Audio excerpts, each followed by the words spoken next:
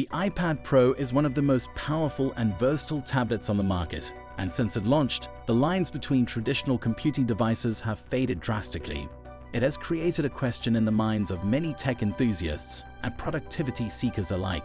Can the iPad Pro truly dethrone the laptop and become the ultimate portable workstation? Well, let's find out. The iPad Pro stands as Apple's pinnacle offering in the realm of tablet computing.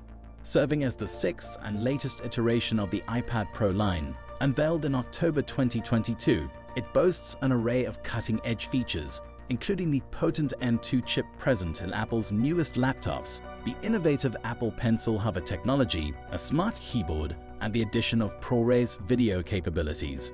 But before we go into details about what all this means, let's check out the pros and cons of using the iPad Pro as your main computing device.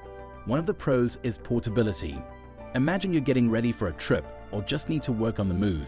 The iPad Pro becomes your trusty companion because it's so much lighter and thinner than a regular laptop. This means you won't be lugging around unnecessary weight and your bag won't feel like a burden. The iPad Pro 12.9-inch Wi-Fi model weighs just 682 grams and is as slim as 6.4 millimeters. On the other hand, a run-of-the-mill laptop usually tips the scales at about 1.5 kilograms and is quite chunky at 20 millimeters thick. That's a noticeable contrast, right? This difference in size and weight translates into real-world benefits. Your shoulders will thank you when you're out and about.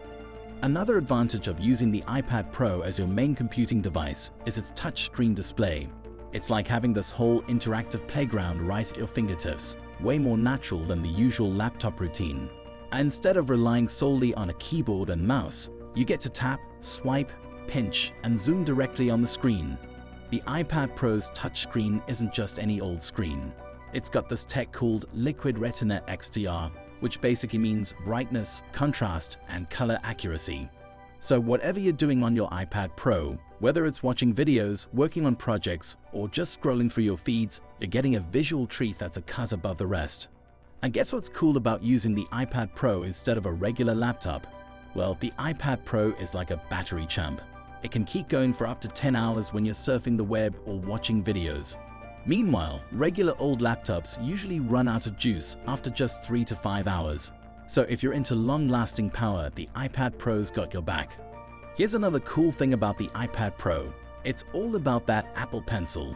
With the second generation Apple Pencil, you can sketch, doodle, write notes, and even mark up documents super smoothly. It's like turning your iPad into a creative canvas. Oh, and speaking of speed, the iPad Pro doesn't mess around. It's got this thing called 5G connectivity, which is like the VIP lane of the internet highway.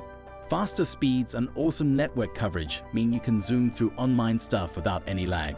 So does this mean that you should throw away your laptops and go get a new iPad? Well, not exactly. Let's check out some downsides to using the iPad Pro as your main computer. First off, there's this thing called limited app compatibility. The iPad Pro comes with its own special operating system called iPadOS.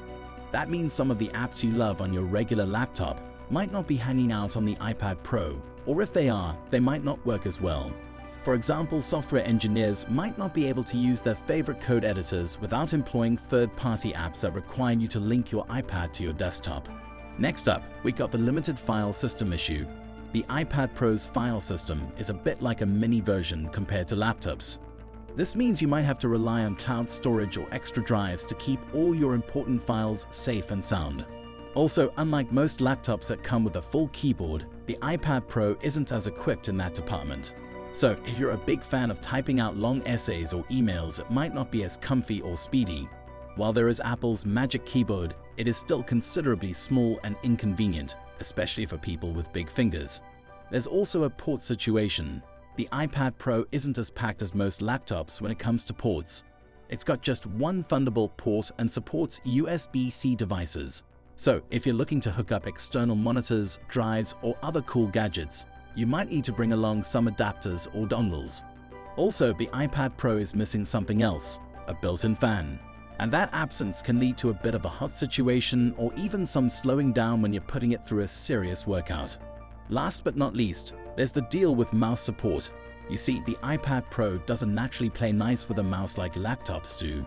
This could make tasks like tweaking photos or videos a bit more of a challenge. Now let's sum it up.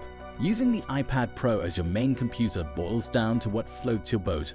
If you're all about portability, touch screens, and long-lasting battery power, the iPad Pro might be your jam.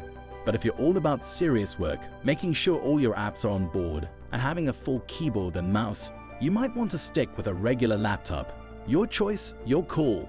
So what do you think? Are you ditching your laptop for the iPad Pro? Let us know down in the comments section.